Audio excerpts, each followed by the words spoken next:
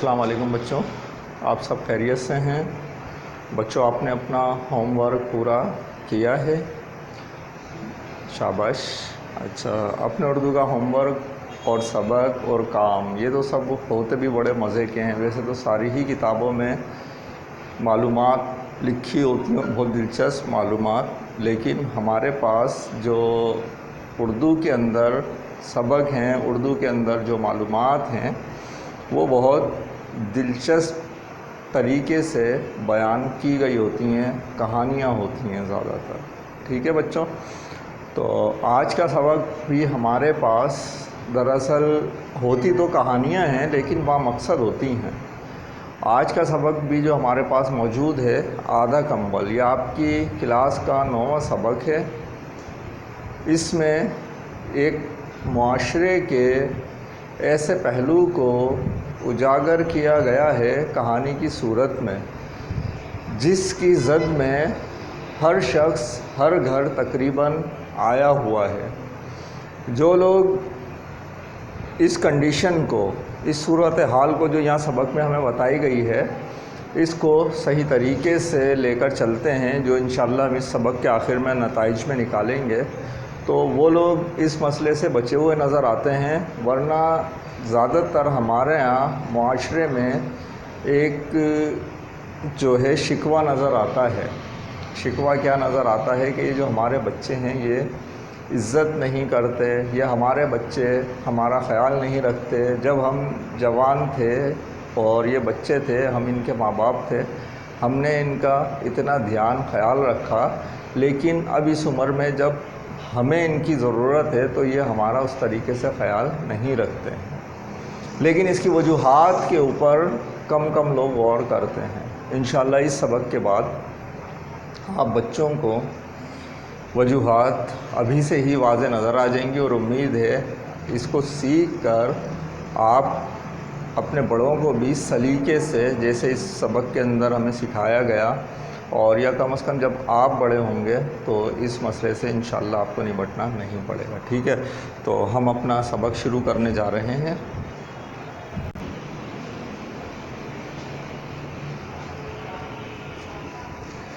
आधा कंबल। किसी शहर में एक दौलतमंद ताजिर रहता था। उसका एक ही बेटा था। उसने बेटे की परवरिश बड़े लाड प्यार से की। जब बेटा बड़ा हुआ तो नहायत धूमधाम से उसकी शादी की। थोड़ा ही अरसा गुज़रा था कि ताजिर की बीवी का इंतकाल हो गया। कुछ बीवी की मौत के गम और कुछ बुढ़ापे ने उसे कमज़ोर कर दिया। ये जो अपनों की मौत होती है ना, ये भी हमें आधे से ज़्यादा तोड़ देती है। ताजिर जिसने अपनी बीवी के साथ ज़िंदगी का एक लंबा अरसा गुजारा और दुख सुख बर्दाश्त किए एक साथ, अब जब औलाद जवान हुई और वो बीवी छोड़ गई, तो इसका दुख बहुत बड़ा होता है कि हमारे ज़िंदगी का साथी बिछड़ गया, अब हम अकेले हैं। वैसे तो औलाद भी है, लेकिन जो आपका शरीक ज़िंदगी, शरीक सफ़र होता है, वो बहरहाल आपका आधा हिस्सा, आधा पार्ट होता है ज़िंदगी का, तो उसका गम बहुत ज़्यादा होता है। ताजिर को भी क्या हुआ कि उसके गम ने कुछ और कुछ बुढ़ापे ने कमज़ोर कर दिया। ऊपर से उसे दमे की बीमारी भी लाहक हो गई। दमे की बीमारी, ये जो सांस की बीमारी होती है, सांस उखड़ना शुरू हो जाता है, इसको कहते हैं दमे की बीमारी। ताजिर ने अपने बुढ़ापे और बीमारी को देखते हुए सोचा कि मरने के बाद उसका सब कुछ बेटे का होगा, फिर क्यों ना अपनी ज़िंदगी में ही सब कुछ बेटे के नाम कर दूं। दूसरे दिन ताजिर ने वकील को बुलाकर अपनी तमाम जायदाद बेटे और बहू के नाम कर दी। ताजिर के इस इक़दाम से वो दोनों बहुत खुश हुए। अब वो ताजिर की पहले से भी ज़्यादा खिदमत करने लगे। वक्त गुज़रने के साथ साथ ताजिर की बीमारी में इजाफ़ा होता गया। रुपया पैसा बहुत था, अच्छे अच्छे डॉक्टरों से इलाज करवाया, लेकिन अफाका ना हुआ। अफाका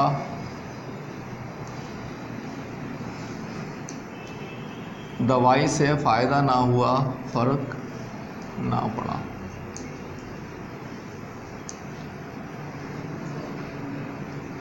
ये फ़ायदा वैसे वाला मुनाफे वाला फ़ायदा नहीं है, बल्कि कौन सा फ़ायदा है कि किसी बीमारी में आपने कोई दवा इस्तेमाल की है, उस बीमारी की शिद्दत में कमी नहीं आई। इसको कहते हैं अफाका होना, या इसे यहाँ पर ये भी लिख दें फ़ायदा ना होना, या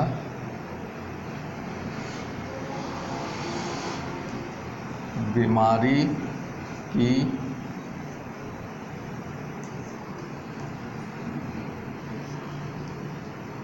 शिद्दत में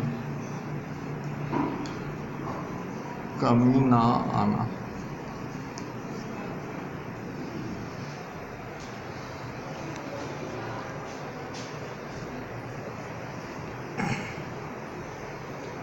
ताजिर की बढ़ती हुई बीमारी को देखकर बेटे और बहू की खिदमत गुजारी में कमी आने लगी। रफ्ता रफ्ता नौबत यहाँ तक आ पहुँची कि ताजिर बेचारा अकेला एक कोने में पड़ा खांसता रहता। बेटे को ना बहू को उसका हाल पूछने की फुर्सत थी। वो अपने ही कामों में मसरूफ़ रहते, बल्कि अब वो दोनों उसे एक मुसीबत ख्याल करने लगे। उसके खांसने पर भी नाक भौं चढ़ाते थे। मगर जब खांसी आ रही है तो उनकी कैफियत बहू की और बेटे की बुरी सी होती थी, चेहरा अजीब सा बना लेते थे कि बस ये क्या है, जान नहीं छूट रही इस बीमारी से। कभी कभार सख्त सुस्त भी कह देते।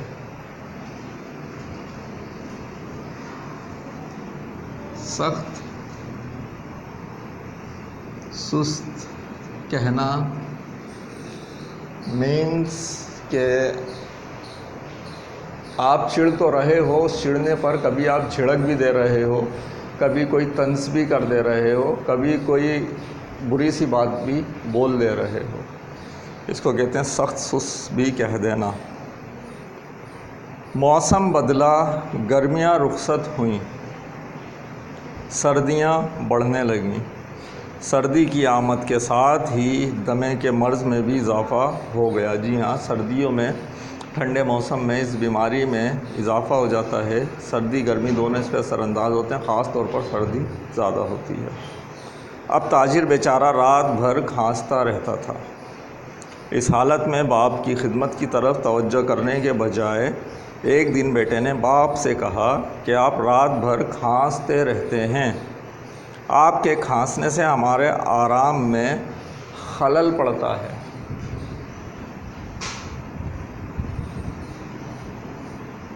आराम में खलल पड़ना, ये जो आराम है उसमें बेआरामी होती है, ये परेशान होते हैं।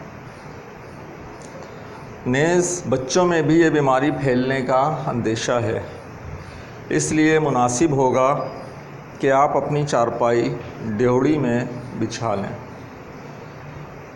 बेटे के रवैये और गुफ्तगू से ताजिर को बहुत दुख हुआ, पर क्या करता, मजबूर था। इसलिए चारों नाचार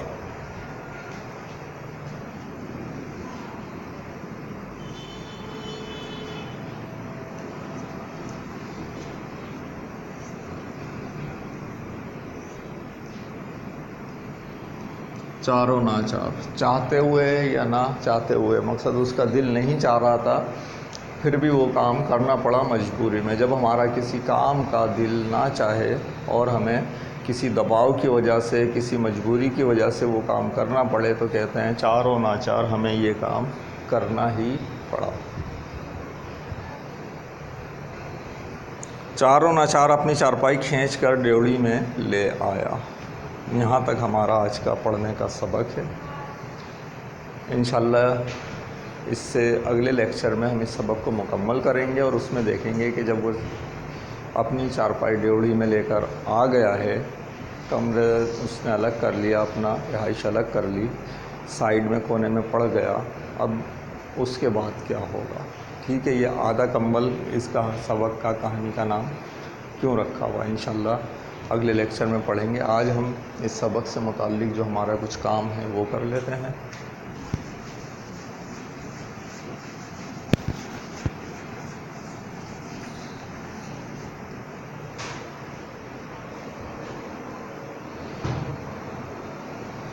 क्लास वर्क में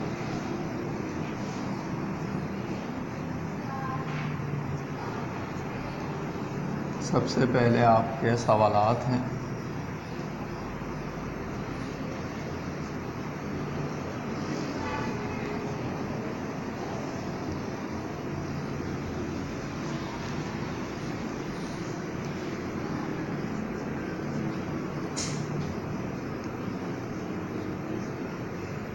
मंदरजा झेल सवालात के जवाबात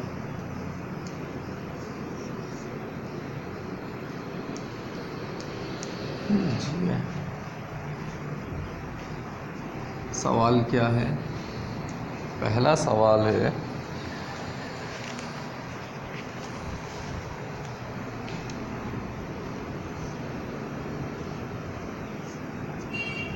ताजिर को क्या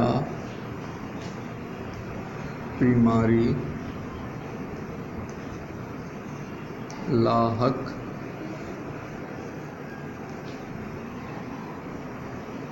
हो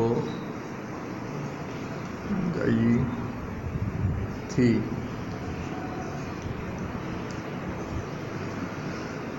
एक सवाल। दूसरा सवाल,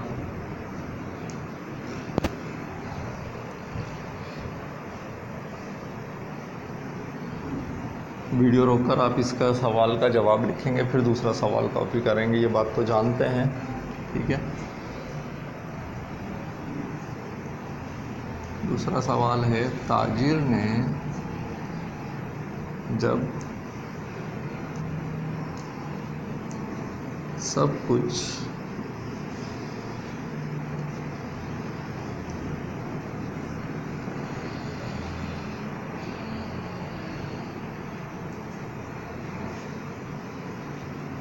बेटे के नाम कर दिया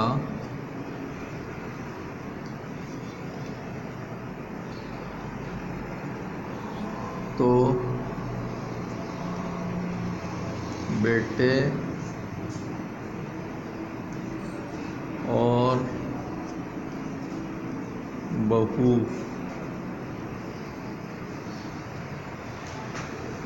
ने क्या किया?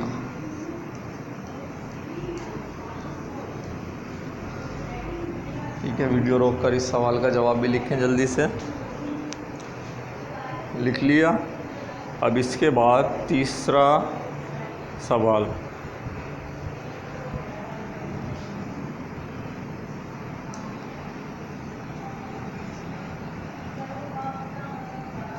बेटे ने बाप से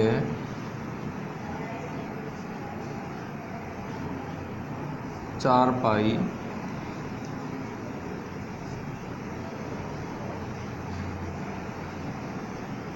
देवड़ी में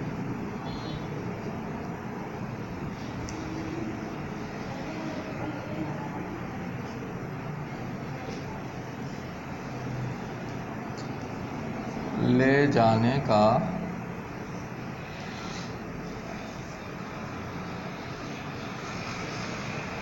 क्यों कहा?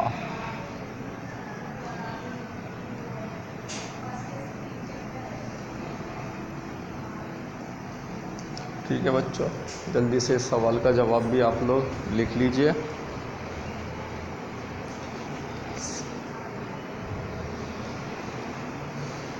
सवाल का जवाब हो गए, मिटा देते हैं इसको।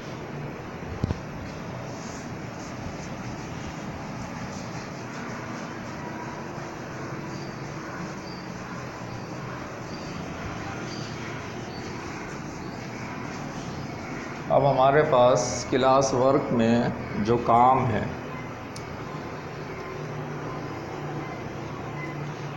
वो है अल्फाज मायने, क्लास वर्क का ही काम है।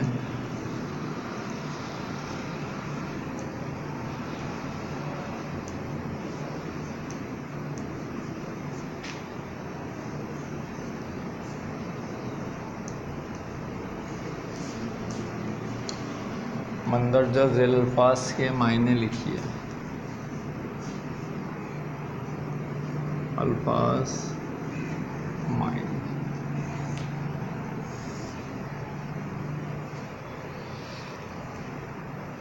दौलतमंद,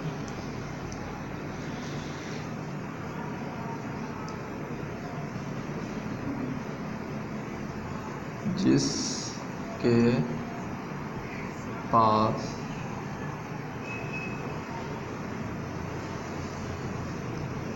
अपनी ज़रूरत से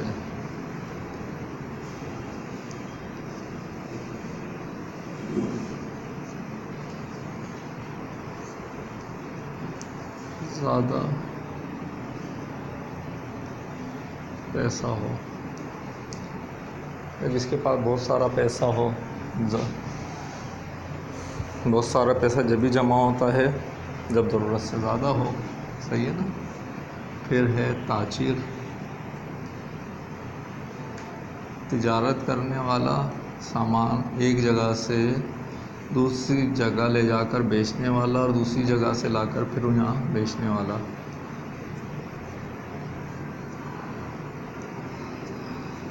क्या कहते हैं? ताजीर। धूमधाम,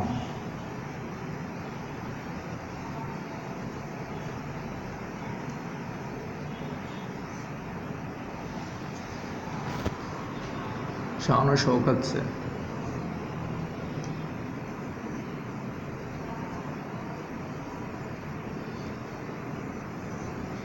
दिखावे के साथ,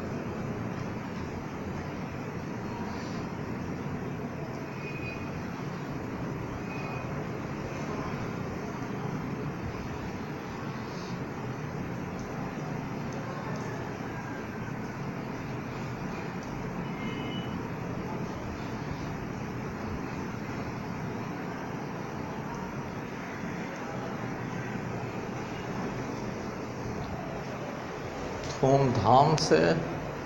जब आप बहुत, जैसे आपके घर कोई तकरीब है, आप उसमें बहुत सारे मेहमानों को जमा कर रहे हैं, शान और शौकत दिखा रहे हैं, सब लोगों में ऐलान करके कि हम ये काम करने जा रहे हैं, आप भी इसमें शिरकत करें। क्या है? धूमधाम से आपने वो काम किया है। इजाफ़ा,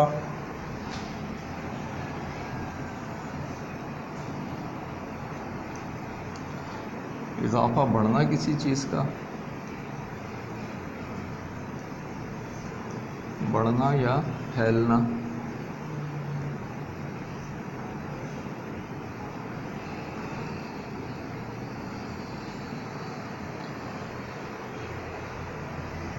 आफाका, ये मैं लफ्ज़ मिटा दे रहा हूँ, वो भी मिटा देता हूँ, मुझे बोर्ड की ज़रूरत होगी।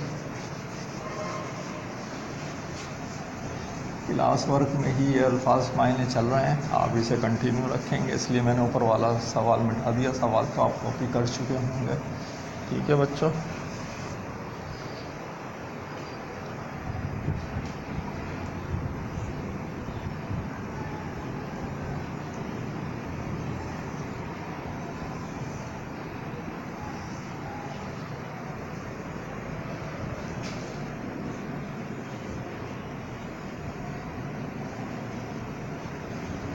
अफाका, फ़र्क ना पड़ना, या बाकी मैंने इस पर बहुत तफसील से लिखवा दिया था।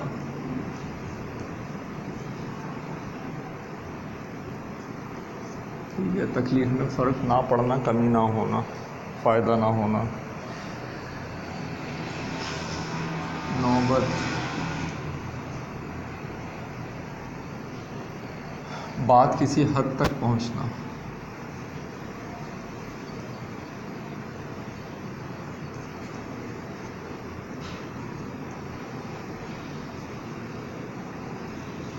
कह देना, बढ़ते बढ़ते नौबत यहाँ तक आ गई, रफ्ता रफ्ता आहिस्ता आहिस्ता नौबत यहाँ इस हद तक आ गई।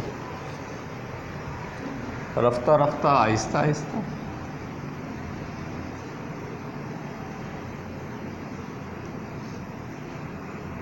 या दर्जा बदर्जा, दर्जा बदर्जा ज़्यादा बेहतर है। एक दर्जा, फिर उसके बाद दूसरा दर्जा, फिर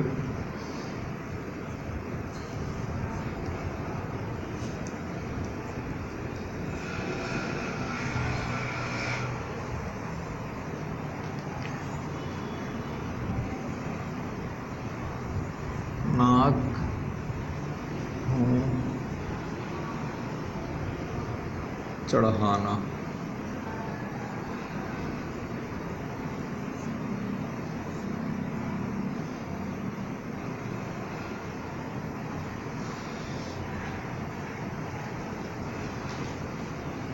नागवारी का इजहार करना।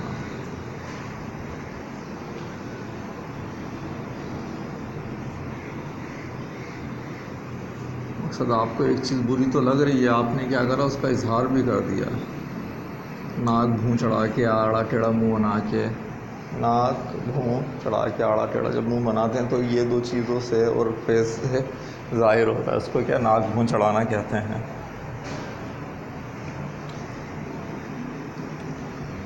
अंदेशा,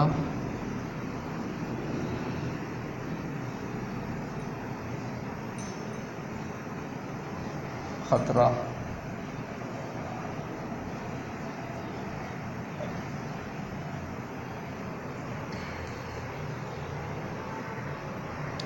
चारों नाचार मैंने करा दिया था।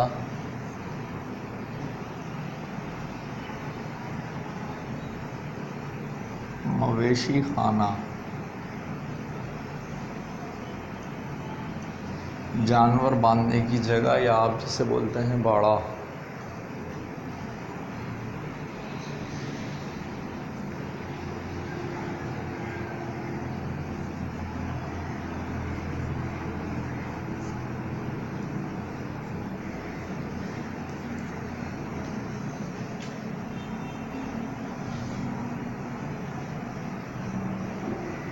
ठीक है, ये एक दो लफ्ज़ और रह गए हैं, वो मैं लिख दूँ।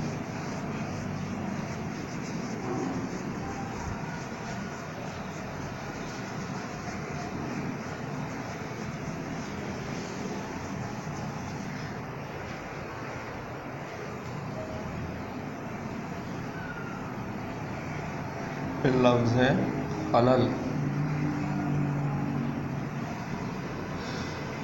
खलल मीन्स खराब होना।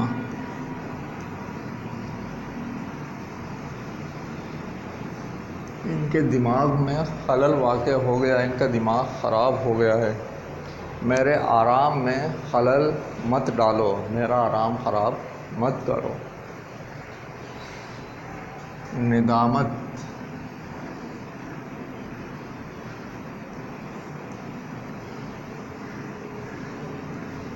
शर्मिंदगी।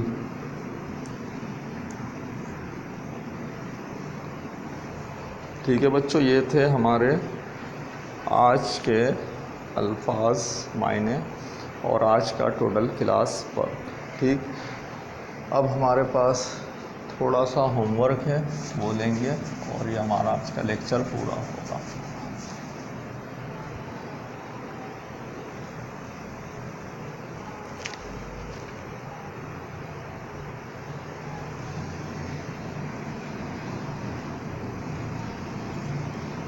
होमवर्क, मंदरजा ज़ेल अल्फाज के जुमले बनाए। ठीक है,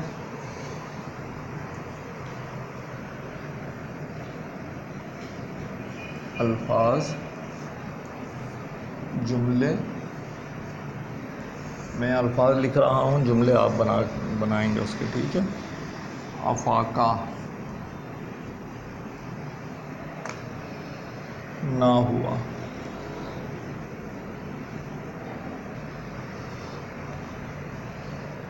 नाक भूँ चढ़ाना।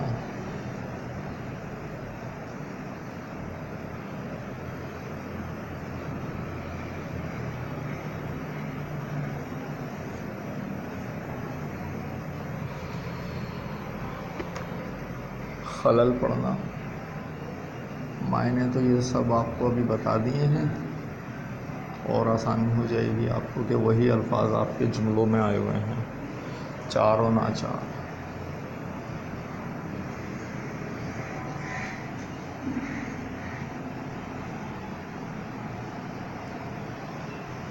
ठीक है, एक लफ्ज़ और है वो मैं इसे मिटाकर यहाँ लिख रहा हूँ, 5वां लफ्ज़ आप नीचे ही लिखेंगे उसको, वो है धूमधाम।